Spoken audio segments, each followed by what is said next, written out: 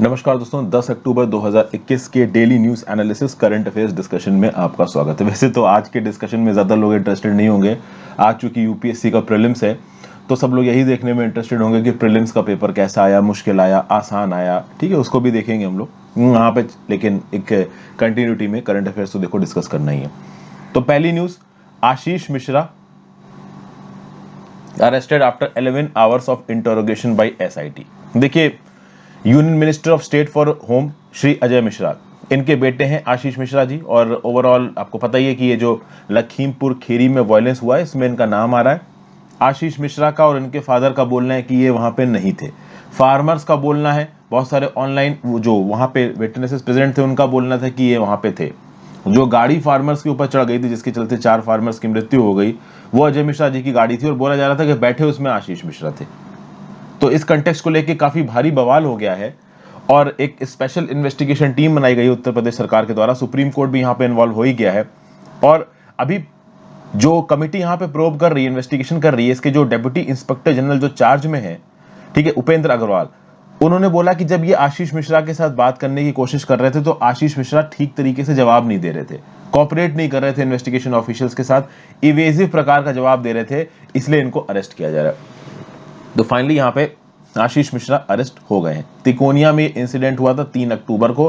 पूरे देश में आप कह सकते हैं कि इसके अगेंस्ट एक रोष सा आ गया था और जो फार्मर ऑर्गेनाइजेशन है वो तो यहाँ पे कर ही रहे हैं ओवरऑल जो धरना प्रदर्शन है। अजय मिश्रा साहब ने ये बोला है कि देखिए, जो कार में बोला जा रहा था कि इनके बेटे बैठे हुए हैं वो एक्चुअली में इस तरीके के एलिगेशंस फेक हैं। बेटा इनका वहां पे नहीं था, वो किसी और फंक्शन में था।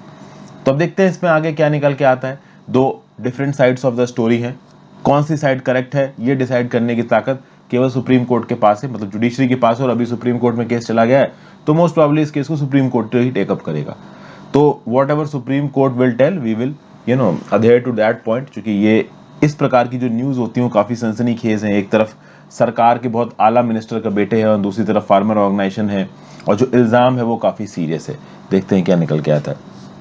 अगर बात की जाए what is special investigation team, तो ये एक स्पेशल कमेटी होती है जिसको अपॉइंट किया जाता है फॉर एनी पर्टिकुलर केस। एक ऐसा पर्टिकुलर केस जहां पे नॉर्मल इन्वेस्टिगेशन एजेंसी, ये जो अभी के लिए इन्वेस्टिगेशन एजेंसी है वो प्रॉपर तरीके से प्रोब नहीं कर पा रही है, इन्वेस्टिगेशन नहीं कर पा रही है, वहां पे कभी कभी एसआईटी बनाई जाती है, स्पेशल इन्वेस्टिगेशन टीम बनाई जाती है जो कि स्पेशल प्रकार से चीजों को देखती है कि हाँ भाई चीज सही हो रही है या नहीं हो रही है।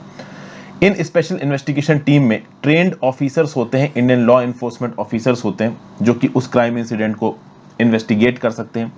ओवरऑल कभी कभी एसआईटी बनाने के जो आदेश हैं वो कोर्ट की तरफ से भी आ जाते हैं। अगर कोर्ट को लग रहा है कि जो प्रेजेंट इन्वेस्टिगेशन चल रही है वो कॉम्प्रोमाइज्ड है, उसमें रिसोर्सेज नहीं है, करप्टेड है, तो उस केस में यहाँ पे सुप्रीम कोर्ट भी या फिर हाई कोर्ट भी ये वर्डिक्ट दे सकती है कि भाई स्पेशल इन्वेस्टिगेशन टीम बनाओ। तो जो गुजरात राइट का केस था और जो 1984 के एंटी सिख राइट केसेस थे, इनकी इन्वेस्टिगेशन के लिए स्पेशल इन्वेस्टिगेशन टीम बनाई गई थी। जनरल स्टडीज में ये न्यूज आपको काम आएगी। अपने मेंबर्स का स्वागत कर लेते हैं, देखते हैं वो किसने किसने ज्वाइन किया है। जैसा कि मैं आपको पहले बता दूं कि जो मेंबर्स की लिस्ट है वो थोड़ी लेट अपडेट होती है। हो सकता है आपने 1 या 2 या 3 दिन पहले ज्वाइन किया हो और यूट्यूब में जो अपडेशन है वो थोड़ा लेट हुआ हो, तो हो सकता है इसमें आपका नाम ना आए, तो वो कल की वीडियो में आ जाएगा।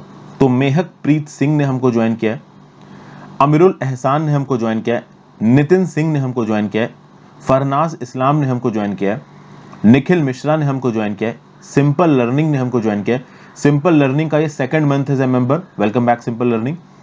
प्रहर्ष गौरव ने हमको ज्वाइन किया, प्रहर्ष गौरव का ये third month as a member, welcome back Praharsh, thank you so much for joining.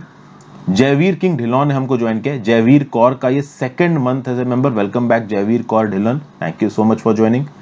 Roshni Rajan ने हमको ज्वाइन किया, हिरंजन विश्वास ने हमको ज्वाइन किया, इनके तो कमेंट्स भी अक्सर कर देखते हैं। Hiranjan Vishwas fourth month as a member, welcome back Hiranjan, thank you so much for joining.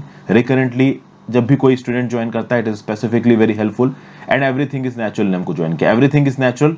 हिरंजन Vishwas fourth month as a member, Roshni Rajan, Jaiveer Kaur Dhillon, Praharsh Gaurav third month as a member, simple learning second month as a member, Nikhil Mishra, Farnaz Islam, Nitin Singh, Amirul Ehsan, Mehak Preet Singh. Thank you so much guys and girls for joining, thank you for helping me being sustainable.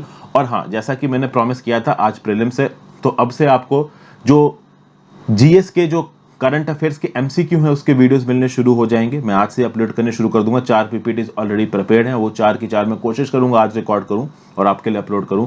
तो most probably आज से या कल with effect from tomorrow members को जो members only MCQ solutions की video है वो मिलनी शुरू हो जाएंगी। वापस आ जाते हैं अपने डिस्कशन के ऊपर। वीडियो पे लाइक का बटन ना दबाओ तो दबा देना, चैनल को शेयर और सब्सक्राइब नहीं किया और कर दीजिए, इंस्टाग्राम पे फॉलो कर लीजिए, टेलीग्राम ग्रुप ज्वाइन कर लीजिए, हर चीज का लिंक नीचे डिस्क्रिप्शन बॉक्स में दे रखा है। अगली news, blackout warning for Delhi. देखिए दिल्ली में ब्लैकआउट हो सकता है। ब्लैकआउट मतलब एक मेजर स्केल पे जो इलेक्ट्रिसिटी की सप्लाई है वो कट ऑफ हो सकती है, क्योंकि यहाँ पे निकल के ये आ रहा है कि जो पावर प्लांट्स है जो कि दिल्ली को मेनली पावर सप्लाई करते हैं उनके पास केवल 1 दिन का कोल बचा हुआ है। और ऐसे कंसर्न्स पिछले कुछ दिनों से निकल के आ रहे हैं। मैंने 2 दिन पहले आपको वीडियो भी बताई थी कि इंडिया में जो कोल पावर प्लांट्स है उनके पास केवल 3 दिन का कोयला बचा हुआ और कोयला उनके पास मेजर स्केल पे पहुंच नहीं रहा है। मानसून के चलते जो सप्लाई रूट्स हैं वो जाम हो रखे हैं, कोल माइंस में पानी भर रखा है। ऐसे बहुत से वजह मैंने आपको बता रखी थी पहले की वीडियोस में। तमिलनाडु और उड़ीसा पहले इस बात को कंप्लेन कर चुके हैं कि वहां पे जो कोल पावर प्लांट्स उनके पास कोयला नहीं बचा है तो बिजली कैसे पैदा करेंगे। स्टील और मेटलर्जिकल इंडस्ट्री के लिए जो कोल से बनाई हुई बिजली सप्लाई की जाती थी उसमें थोड़ा कट ऑफ किया जा रहा है और ओवरऑल इलेक्ट्रिसिटी हाउस होल्ड्स को प्रायोरिटी बेसिस पे अवेलेबल कराई जा रही है। लेकिन अगर मैन्युफैक्चरिंग के लिए भी अगर आप इलेक्ट्रिसिटी काट दोगे तो प्रॉब्लम हो जाएगी। भाई हमको अपनी इकोनॉमिक डेवलपमेंट भी तो देखनी है ना। अगर बात की जाए तो इंडिया में जो 135 कोल फायर पावर प्लांट्स हैं जो कि 70% हमारे देश की इलेक्ट्रिसिटी को सप्लाई करते हैं, इन 135 कोल फायर प्लांट्स में से आधे से ज्यादा में 3 दिन से कम का फ्यूल स्टॉक था, 3 दिन से कम का कोयला बचा हुआ था। तो ओवरऑल प्रॉब्लम काफी एक्यूट है। मैं मुंबई में जहां पे रहता हूं अभी तक तो यहां पे कोई ऐसा मेजर पावर ब्लैकआउट नहीं हुआ है, हो जाए तो बात अलग है। जैसा कि मैंने पिछली वीडियो जब बनाई थी तो 1-2 बच्चों ने कमेंट किया था कि भाई उनके यहाँ पे ऑलरेडी इलेक्ट्रिसिटी कट होनी शुरू हो गई है। तो लेट्स सी, हम बस ये होप कर सकते हैं कि ये प्रॉब्लम ज्यादा एक्यूट ना हो जाए। दिल्ली की बात की जाए, अब देखिए कोल पावर प्लांट्स नहीं है, कोल फायर पावर प्लांट्स, तो गैस फायर पावर प्लांट्स की तरफ ध्यान जाएगा। तो दिल्ली के आउटस्कर्ट्स में 1300 मेगावाट का गैस फायर पावर प्लांट्स है। तो दिल्ली के लिए केंद्र सरकार ने बोला कि ठीक है भाई हम गैस मेजर स्केल पे अवेलेबल करवाएंगे ताकि कोल से डिसरप्शन कम से कम हो। और जैसा कि मैंने बताया था कि कोयले की कमी क्यों हो रही है, तो 3-4 वजह हैं। एक तो मानसून के चलते कोल माइन से पानी भर गया है, सप्लाई रूट्स टूट गए हैं। उसके बाद एकदम से लॉकडाउन के समय पे जो डिमांड थी वो कम हो गई थी, अब डिमांड एकदम से बढ़ रही है तो सप्लाई को स्टेबलाइज होने में थोड़ा समय लगेगा। कोल की अवेलेबिलिटी इसलिए भी कम हो रही है क्योंकि इंटरनेशनल मार्केट में कोल महंगा हो रहा है। तो जो पावर प्रोड्यूसर्स हैं तो वो ज्यादा कोल इंपोर्ट कर नहीं रहे हैं, क्योंकि एक लिमिट से ज्यादा वो इलेक्ट्रिसिटी का टैरिफ बढ़ा नहीं सकते हैं, तो फिर वो अनप्रॉफिटेबल होने लगेंगे। तो इन सब चीजों के चलते यहाँ पे कोल की शॉर्टेज हो रही, जिससे इलेक्ट्रिसिटी कट्स हमको देखने को मिल सकते हैं। In fact through out the year जितनी पावर शॉर्टेज होती है उसकी 11.2% पावर शॉर्टेज तो अक्टूबर के पहले 7 दिन में ही हो गई है पूरे देश में। तो मतलब प्रॉब्लम का काफी एक्यूट है, ऐसा देखने में लगा रहा है। General studies paper 2 government policies में ये न्यूज आपको काम आएगी। नेक्स्ट बात करते हैं, supreme court seeks government reply on Covid hospital bills. देखिए देहरादून के एक रेजिडेंट है अभिनव थापर जी, इन्होंने एक पिटीशन फाइल की सुप्रीम कोर्ट में और यहां पे इन्होंने क्या बोला, that there was no uniform policy on claiming refund of expenses incurred due to hospitalization for treatment of COVID patients. The Supreme Court recently issued a notice to Ministry of Health and Family Welfare. देखिए ये सब तो हम भी जानते हैं, जब कोविड-19 फैलना शुरू हुआ था तो सरकारी हॉस्पिटल में तो देखो जगह ही नहीं बची थी। शुरू में तो सरकारी हॉस्पिटल में कोविड टेस्ट होता था, रिपोर्ट आने में 7 दिन लग जाते थे। ज्यादातर लोग प्राइवेट हॉस्पिटल्स की तरफ भाग रहे थे। आप प्राइवेट हॉस्पिटल्स की तरफ भाग रहे हो या तो आपके पास किसी कंपनी की इंश्योरेंस पॉलिसी है, जैसे कि जब कोविड फैलना शुरू हुआ तो मैंने तो भैया एक प्राइवेट कंपनी की इंश्योरेंस पॉलिसी खरीदी। मैंने कहा भैया हो गया तो कहीं जाके इलाज तो करा लेंगे, नहीं तो एकदम से जेब से 5-6 लाख कहां से देंगे। तो लोगों की जेब से अच्छा खासा पैसा निकल गया है, समझ गए। लोगों की जेब से 3-4-5-6 लाख बड़े मजे से निकला, 7-8 लाख रुपए तक का भी बिल बन गया कुछ लोगों का। जो लंबे एडमिट हो गया उनका बिल 15-20 लाख में चला गया है। तो भाई अब कोविड-19 की वजह से अगर आप हॉस्पिटलाइज होते हो प्राइवेट हॉस्पिटल में तो मैक्सिमम क्या लिमिट है खर्चे की, इसके ऊपर कुछ गाइडलाइंस निकाली हैं केंद्र की सरकार ने। लेकिन इन गाइडलाइंस को अलग अलग प्रकार से राज्य की सरकारों ने इंप्लीमेंट किया। कुछ राज्य की सरकारों ने तो इस बात को इंश्योर किया है कि जो प्राइवेट हॉस्पिटल्स हैं वो जरूरत से ज्यादा पैसा लोगों से ना निकाल पाए, लेकिन कुछ राज्य की सरकारों का जो इंप्लीमेंटेशन है वो बहुत लैक्स है। तो इस कंटेक्स्ट में अभिनव थापर सुप्रीम कोर्ट से बोल रहे हैं कि आप सरकार के ऊपर प्रेशर डाल के ये पता करवाइए कि एक्चुअली में प्राइवेट हॉस्पिटल में किसी का कोविड का इलाज हुआ है तो मैक्सिमम उसको कितना पैसा देना है उस प्राइवेट हॉस्पिटल को, और जितना एक्स्ट्रा दिया है वो कैसे वापस मिलेगा। तो इसको लेके सुप्रीम कोर्ट ने सवाल पूछा है ministry of health and family welfare से। यहां पे जरूरत यह है कि केंद्र की सरकार एक ऐसा स्टैंडर्ड ऑपरेटिंग प्रोसीजर या गाइडलाइन लेके आए जिसके बेसिस पे एक अपर लिमिट तय की जाए कोविड के खर्चे की। तो किसी ने किसी प्राइवेट अस्पताल में जाके अपना कोविड का इलाज करवाया है, अपने किसी फैमिली मेंबर का इलाज करवाया है, काफी दिन तक वो एडमिट रहा है, बहुत सारे लोग खत्म हो गए होंगे अनफॉर्चुनेटली। तो ऐसे केसेस में अगर पैसा एक्स्ट्रा लिया है प्राइवेट हॉस्पिटल में, तो गाइडलाइंस के हिसाब से जितना एक्स्ट्रा पैसा है वो वापस मिलना चाहिए लोगों को। इनफैक्ट जिन लोगों ने प्राइवेट हेल्थ इंश्योरेंस कंपनी से भी वो क्लेम ले रखा था, उनका भी एक्सेस पैसा काटा है। कभी कभी होता है ना कि आप प्राइवेट इंश्योरेंस कंपनी से जाके इंश्योरेंस खरीद लो तो वो बोलते हैं 1 करोड़ तक का आपका प्राइवेट एक्सपेंसेस हम करेंगे, लेकिन उस 1 करोड़ में होता ही है कि कोविड-19 में जहां 5 लाख का बिल बनना था वहां 20 लाख का बिल बना दिया, तो आपके इस 1 करोड़ के क्लेम में से 20 लाख तो यहीं खत्म हो गया। तो एक्सेसिव जो अमाउंट काटा है कोविड के इलाज के चलते, उसको भी यहाँ पे टैकल करने की जरूरत है। तो ऑडिट करना, प्रॉपर कितना एक्सेस रिफंड है वो कैसे आएगा, इन सब चीजों के कंटेक्स्ट में ministry of health and family welfare से सुप्रीम कोर्ट सवाल पूछ रही है। देखते हैं ministry of health and family welfare का क्या जवाब निकल के आता है। जीएस पेपर 3 में न्यूज आपको काम आएगी।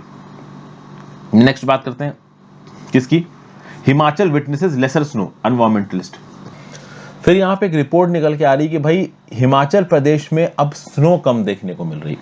आपको पता है कि हिमाचल प्रदेश में बहुत सारी नदियों के रिवर बेसिन्स हैं, और उन रिवर बेसिन्स में जो उनके ग्लेशियर्स हैं, जहां से वो रिवर ओरिजिनेट हो रही है, बर्फ पिघलने की वजह से, वो भी इंक्लूड होते हैं। अब जहां पे ग्लेशियर्स हैं, जहां पे स्नो है, इस स्नो की क्वांटिटी कम हो रही है, और स्नो की क्वांटिटी कम होने के चलते एक खतरा इन रिवर्स के ऊपर यह मंडरा रहा है कि आगे आने वाले समय में इन रिवर्स को फीड करने के लिए इनफ पानी नहीं होगा। तो देखिए क्या लिखा हुआ है, the hill state of Himachal Pradesh has been gradually witnessing lesser snow in the past decade and the area under the snow is also decreasing. तो स्नो के अंदर जो इलाका है वो कम हो रहा है, स्नो भी यहां पे कम हो रही है। अगर आप देखें तो ये जो ट्रेंड है जो कि ट्रिगर हुआ है क्लाइमेट चेंज के द्वारा, इसके चलते एनवायरमेंटलिस्ट अलार्म हो गए हैं। Considering the importance of seasonal snow cover as a major input in controlling the hydrology of the river basins in the ecological fragile state. देखिए हिमाचल प्रदेश में बहुत सी नदियां हैं, जैसे कि रावी हो गई, ब्यास हो गई, सतलज हो गई। ये नदियां जहां से ओरिजिनेट हो रही है उनका स्नो वगैरह भी होगी। हालांकि सतलज तो आपकी चाइना से आती है, ठीक है, बट रावी ब्यास की अगर आप बात कर लो तो जो स्नो वाला इलाका है वहां पे जब स्टडी कंडक्ट कराई गई, स्टडी किसने कंडक्ट की, state centre on climate change and space applications ISRO Ahmedabad ने, using advanced wide field sensor satellite data. तो ये पता किया कि सतलज, रावी, चिनाब, बीस, इसका जो भी रिवर बेसिन का इलाका है हिमाचल प्रदेश के अंदर, वहां पे जो स्नो है वो कम हुई है। कितनी कम हुई है, तो ये बड़ा अलार्मिंग फैक्ट है। 2019-20 के कंपैरिजन में स्नो विंटर्स के दौरान 2020-21 में 18.5% कम हुई है। मतलब कि अगर 100 स्क्वायर मीटर के इलाके में स्नो थी 2019-20 में, तो अब स्नो केवल 81.5 स्क्वायर किलोमीटर के इलाके में रह गई है। 18.5% का स्नो का इलाका कम होना, भाई ये मजाक बात नहीं है, ये बहुत बड़ी बात है। ओके, अगर चिनाब बेसिन की बात की जाए तो चिनाब बेसिन में स्नो कम हुई है 9%, ब्यास बेसिन की बात की जाए तो 19% कम हुई है। ओके, और ये विंटर सीजन के लिए देखा जा रहा है। विंटर सीजन कब से कब मान सकते हो, तो आप मान सकते हो कि अक्टूबर टू मई, आप कह सकते हो ये विंटर सीजन है, तो अक्टूबर टू मई 2019-20 और अक्टूबर टू मई 2020-21 इसके बीच में कंपैरिजन हो रहा है।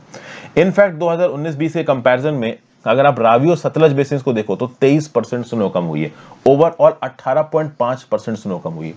तो अगर आपसे कोई ऐसा क्वेश्चन पूछा जाता है ना, जहां आपसे बोला जाता है कि भाई इन्वायरमेंटल इंपैक्ट कितने खतरनाक हैं, सीरियसनेस क्या है इन्वायरमेंटल ये फैक्टर्स की, ग्लोबल वार्मिंग की, ये जो क्लाइमेट चेंज हो रहा है इसकी, तो इस केस में आप ये पर्टिकुलर स्टडी को कोट कर सकते हो। और अगर इस पर्टिकुलर स्टडी को कोट करते वक्त आप ये नाम लिख देते हो, state centre on climate change and space application Ahmedabad ने advance wild field sensor satellite के प्रयोग से जब ये स्टडी करवाई, तो ये रिजल्ट निकल के आया। ये पूरी डिटेल्ड इंफॉर्मेशन फैक्ट के टर्म्स में अगर आप किसी आंसर में लिखते हो, आपके नंबर्स इंक्रीज होंगे। जो लोग कहते हैं ना कि सर ऐसा क्या लिख देते हैं आंसर कि भाई इतने एक्स्ट्राऑर्डिनरी मेंस में नंबर मिल जाते हैं, अगर आप फैक्ट सोर्सेस के साथ, और जो सोर्स भी है उनके फुल फॉर्म प्रॉपर तरीके से कंटेक्चुअली कोट करते हो एग्जाम्स के अंदर, नो डाउट आपकी आंसर राइटिंग पैटर्न बहुत मैटर करती है यहाँ पे, तो डेफिनेटली आप यहाँ पे नंबर एक्स्ट्रा खींच ले जाओगे। नॉर्मल करके देखा जाए तो चिनाब, बीस, पार्वती, बसपा, स्पीति, रावी, सतलज इस प्रकार की जो नदियां हैं इनका 1/3 ज्योग्राफिकल इलाका थिक स्नो कवर के अंदर होता है ठंडी के दौरान, हिमाचल प्रदेश और आसपास की जगहों में। और वहां पे यह 18.5% कम हुआ 2020-21 में 19-20 के कंपैरिजन में। इनफैक्ट 2019-20 में पहले कंपैरिजन में कितने कम हुआ इसकी तो बात ही नहीं हो रही यहाँ पे। तो ये तो एक्सपोनेंशियल है ना भाई, बढ़ता ही जाता है। 2010 में मान लो 100 किलोमीटर थी बर्फ, 100 किलोमीटर 2011 में मान लो 90 हो गई, उसका 85 हो गई, उसका 70 हो गई, तो कमी होती चली आ रही है। तो एक समय तो ऐसा आएगा कि स्नो खत्म ही हो जाएगी, तो फिर स्नो खत्म ही हो जाएगी तो पानी कैसे आएगा। अच्छा, एक और बात है, इस सीजनल स्नो कवर के लिए इंपॉर्टेंट क्या है स्नोफॉल होना। आपको पता ही होगा कि मैंने पढ़ाया है बहुत डिटेल में एनसीईआरटीज में कि ग्लेशियर्स में जो स्नो आती है वो प्रेसिपिटेशन से आती है, ठीक है, और वो स्नो से आपकी नदियां निकलती हैं। तो प्रेसिपिटेशन स्नोफॉल का होना बहुत ज्यादा जरूरी होता है। अब हिमालयाज में अगर करंट इन्वायरमेंटल मॉडल्स को देखा जाए तो मॉइस्चर की कोई कमी नहीं है, मॉइस्चर है, लेकिन उस मॉइस्चर का स्नोफॉल के फॉर्म में नीचे आने के लिए टेम्परेचर कम होना चाहिए, सब जीरो टेम्परेचर्स होने चाहिए, और सब जीरो टेम्परेचर्स नहीं हो पा रहे हैं ड्यू टू ग्लोबल वार्मिंग। समझ गया उसकी वजह क्या बताई जा रही है।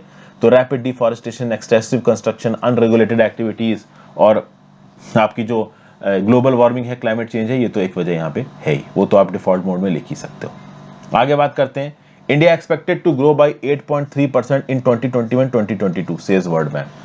देखिए वर्ल्ड बैंक ने कंट्री की ग्रोथ फोरकास्ट को रिवाइज कर दिया है, 8.3% पहुंच गया है हमारी कंट्री का growth forecast from current financial year 2021-22 में। देखिए पहले जब वर्ल्ड बैंक की रिपोर्ट आई थी तब बताया गया था कि जो ग्रोथ फोरकास्ट होगी वो 10.1% होगी, अब 8.3% कम कर दी गई।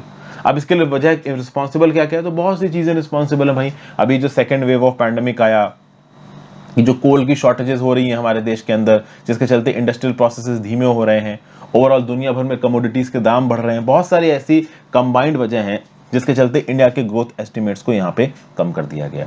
हालांकि 8.3% ग्रोथ एस्टिमेट भी कोई कम नहीं है देखा जाए तो, बट फिर भी इकोनॉमिक रिकवरी पहले से स्लो डाउन हो जाएगी, 10.1% से 8.3% पे आ जाएगी। उसकी वजह है आप कह सकते हो जो economic recovery second wave of कोविड-19 की दमे पे पॉज हुई थी, ये एक वजह यहाँ पे बताई जा रही है। फिर अगर देखा जाए तो इंडिया की इकोनॉमी की बात की जाए तो इंडिया की इकोनॉमी कोविड-19 के पैंडेमिक से आने से पहले ही स्लो हो रही थी।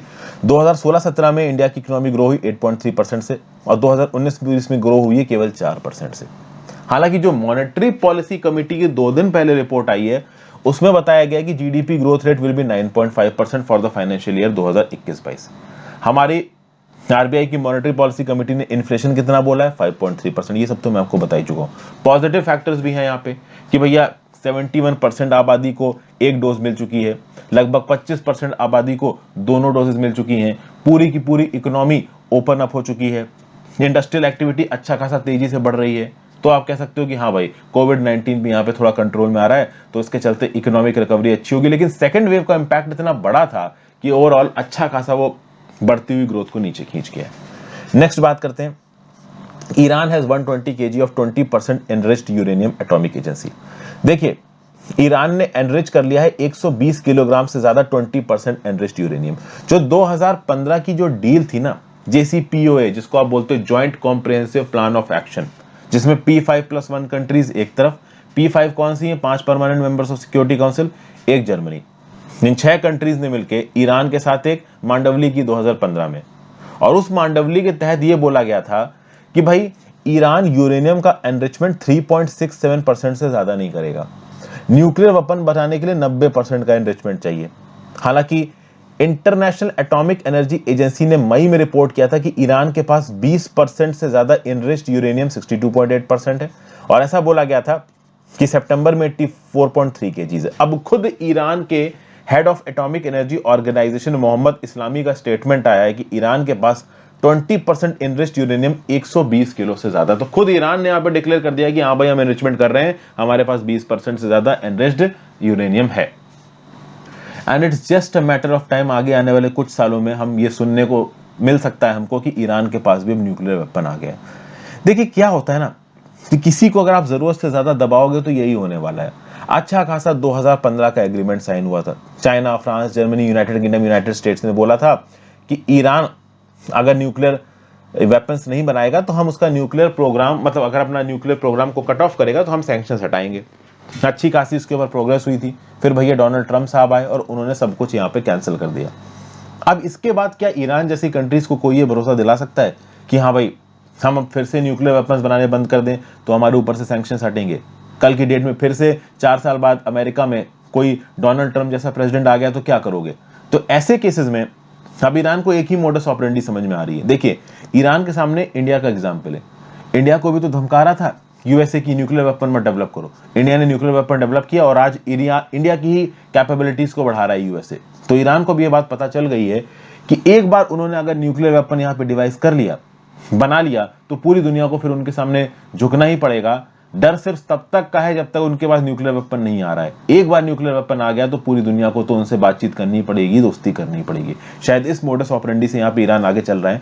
हालांकि ईरान के रिप्रेजेंटेटिव्स ये भी बोल रहे हैं कि हम 2015 के एग्रीमेंट को रिवाइव करना चाहते हैं, लेकिन एग्रीमेंट को रिवाइव करने के जो फाइनल न्यूएंसेस हैं वो डेवलप नहीं हो पा रहे हैं। और जो बाइडेन को पावर में आए काफी महीने हो चुके हैं, तो आगे आने वाले समय में लग नहीं रहा है कि जो 2015 का JCPOA है वो साइन होगा। ईरान अपना न्यूक्लियर इनरिचमेंट करता रहेगा। जल्दी ही ऐसा हो सकता है, जल्दी मतलब 4-5 सालों में हम कह सकते हैं कि ईरान के पास न्यूक्लियर वेपन आ सकता है। ईरान की बाउंड्री देखी जाए तो नॉर्थ में कैस्पियन सी, साउथ में पर्शियन गल्फ और इंडियन ओशन। बाउंड्री किस किस के साथ लग रही? तो तुर्कमेनिस्तान, अफगानिस्तान, अजरबैजान, छोटी सी बाउंड्री अर्मेनिया के साथ, टर्की के साथ, इराक के साथ और पाकिस्तान के साथ। ओके, ये लोकेशंस याद रखिए, लोकेशंस काफी काम की आती हैं। जीएस में आपको चीज काम आएगी। नेक्स्ट बात करते हैं इंटरनेशनल रिलेशंस में, बेसिकली ये चीज आपको काम आएगी। फिर नेक्स्ट है China Xi's calls for peaceful reunification with Taiwan. देखिए, इसके कंटेक्स्ट में मैंने कल एक वीडियो भी आपके लिए बनाई है। इस वीडियो का रेफरेंस ये है, आज सुबह ही ये वीडियो आपके लिए अपलोड हुई है। Xi Jinping says will ensure Taiwan's reunification. Actually में यहाँ पे देखिए आपको ताइवान नजर आ रहा है। ओके, और ये जो आपकी स्ट्रेट है, यहाँ पे बीच में एक लाइन है, इसके इधर ताइवान का एयर डिफेंस आइडेंटिफिकेशन जोन है, इसके इधर चाइना का। लेकिन अक्सर अगर चाइना के जहाज इन सब इलाकों से उड़ते रहते हैं, इसलिए ताइवान प्रोटेस्ट वगैरह करता है, ये सब बवाल चलता रहता है। अब इस कंटेक्स्ट में अभी 9 अक्टूबर को एक स्पीच देते वक्त चाइनीज लीडर शी जिनपिंग ने बोल दिया कि इवेंचुअली चाइना और ताइवान का मिलना तय है, ताइवान को आना चाइना के अंदर ही है। ऐसा जी बोल रहे थे बीजिंग के great hall of the people में बैठ के। उन्होंने बोला कि अगर इस ग्रेट कंट्री को ऊपर उठाना है तो चाइनीज कम्युनिस्ट पार्टी का पावर में रहना बहुत ज्यादा जरूरी है। और ओवरऑल ये सब क्यों कहा जा रहा है? क्योंकि आज 10 अक्टूबर है 110th anniversary of Chinese revolution, जिसको आप किन हाई रेवोल्यूशन भी बोलते हो। किंग डायनेस्टी को हटा दिया गया था और रिपब्लिक ऑफ चाइना की स्थापना हुई थी अंडर सन यत सेन। 1912 से लेके 1949 तक सन यत सेन मतलब रिपब्लिक ऑफ चाइना की सरकार रही थी, और बाद में सिविल वॉर में कम्युनिस्ट पार्टी ऑफ चाइना जीत गई थी और रिपब्लिक ऑफ चाइना के लीडर्स भाग के चले गए थे ताइवान में। ओके भाई, तो कुल मिला के ताइवान सेपरेटिज्म को एक बड़ा खतरा बता रहे हैं मदरलैंड्स की रीयूनिफिकेशन में शी जिनपिंग। और शी जिनपिंग कह रहे हैं कि आगे आने वाले समय में ताइवान को मिलना ही है चाइना के साथ। 10 अक्टूबर को ताइवान में मनाया जाता है एज नेशनल्स डे। और यहाँ पे जी का एड्रेस क्या बोलता है कि common aspirations for a unified future despite the stark differences between China's authoritarian one party system and Taiwan's vibrant multi party democracy. तो ये सब चीजें हैं। आप देखते हैं कि भाई देखिए, ताइवान के लोग मुश्किल ही हैं कि अब चाइना के साथ मिलना है, क्योंकि ताइवान में एक vibrant multi party democracy. Taiwan के लोग अपने लीडर्स को चुनते हैं और अपने लीडर्स को अकाउंटेबल ठहरा सकते हैं। ताइवान को पता है कि अगर वो चाइना के कंट्रोल के अंदर चले जाएंगे तो कोई अकाउंटेबिलिटी नहीं होगी, कोई उनकी बात नहीं सुनेगा। जो शी जिनपिंग बोल देगा या फिर कम्युनिस्ट पार्टी और चाइना के लीडर्स बोलेंगे वही होगा। तो इस कंटेक्स्ट में ओवरऑल शायद ताइवान वाले लोग नहीं चाहेंगे कि वो चाइना के अंदर जाएं। चाइना को अगर ताइवान को कब्जा करना है तो फोर्सफुली ही कब्जा करना पड़ेगा। अब देखते हैं क्या होता है आगे। नेक्स्ट, एक और इंपॉर्टेंट न्यूज आज, green pacts inked at India Denmark summit. देखिए, इंडिया और डेनमार्क के बीच में रिसेंटली समिट हुआ है। जो डेनमार्क की प्रधानमंत्री हैं मेटे फ्रेडरिक्सन, ये इंडिया आई और मोदी जी से मिली। यहाँ पे आप देख सकते हैं कि मोदी जी और डेनमार्क के प्राइम मिनिस्टर सामने खड़े होकर बातचीत कर रही हैं।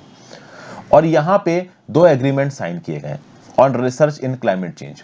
ठीक है, तो एक एग्रीमेंट साइन हुआ रिसर्च इन क्लाइमेट चेंज पे और एक एग्रीमेंट साइन हुआ ग्रीन हाइड्रोजन इलेक्ट्रोलाइजर प्लांट लगाने के लिए।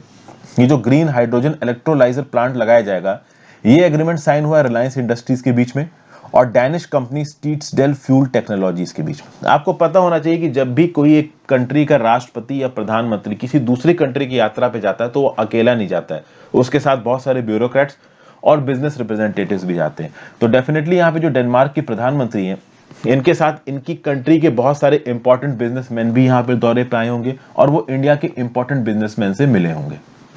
तो आपको इंडिया डेनमार्क के रिलेशंस के कंटेक्स्ट में एक तो भाई पीसीएस के पर्सपेक्टिव से याद रखिएगा कि डेनमार्क में भाई प्रधानमंत्री कौन है, मेटे फ्रेडरिक्सन। दूसरा कि भाई अभी रिसेंटली 2 एमओयू साइन हुए, एक साइन हुआ है रिसर्च इन क्लाइमेट चेंज के ऊपर, दूसरा साइन हुआ है ग्रीन इलेक्ट्रोलाइजर, ग्रीन हाइड्रोजन का इलेक्ट्रोलाइजर लगाया जाएगा रिलायंस इंडस्ट्रीज और डैनिश कंपनी स्टीट्सडेल फ्यूल टेक्नोलॉजीज की कॉर्पोरेशन के साथ। तो क्या इससे पहले कोई कॉर्पोरेशन नहीं हुआ है? जी बिल्कुल हुआ है। सितंबर 2020 की बात करो तो सितंबर 2020 देखिए क्या लिखा हुआ है यहाँ पे, The government agreements, including one between the Council of Scientific and Industrial Research and the Geological Survey of Denmark to conduct groundwater mapping, and other between the Institute of Science and Danfoss Industries to set up a research center on carbon-based cooling systems as part of the green strategic partnership that India and Denmark forged after a virtual summit between Mr. Modi and Mr. Frederickson. सितंबर 2020 में मोदी जी और miss Frederiksen के बीच में virtually बातचीत हुई थी और पहले ही दो इंपॉर्टेंट गवर्नमेंटल एग्रीमेंट्स के ऊपर बातचीत हो चुकी है। एक एग्रीमेंट के अंदर council of scientific and industrial research India का CSIR और जियोलॉजिकल सर्वे ऑफ डेनमार्क ये मिलकर क्या करेंगे, इंडिया के अंदर ग्राउंड वाटर मैपिंग करेंगे। ठीक है भाई, एक ये एग्रीमेंट हो गया। दूसरा Indian institute of science India का और डैनफॉस इंडस्ट्रीज जो कि डेनमार्क की है, ये लोग एक रिसर्च सेंटर सेटअप करेंगे कार्बन बेस्ड कूलिंग सिस्टम्स को लेकर। और ये किसका पार्ट होगा? It will be a part of green strategic partnership that India and Denmark launched. ये ग्रीन स्ट्रेटेजिक पार्टनरशिप सितंबर 2020 में वर्चुअली लॉन्च की गई थी। तो ये 2 पॉइंट्स आपको एक्स्ट्रा और मिल गई।